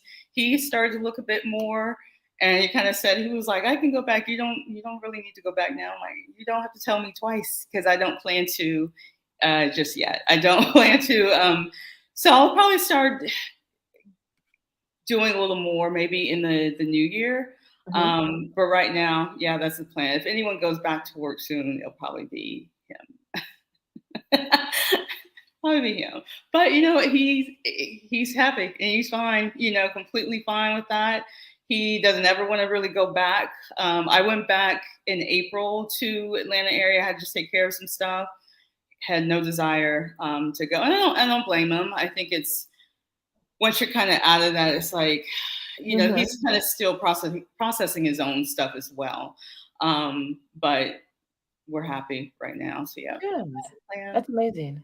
And I hope you do get this forever sabbatical. If if you're hyperventilating at the thought of going back to work or to a specific type of work, your body's giving you the sign. Oh yeah.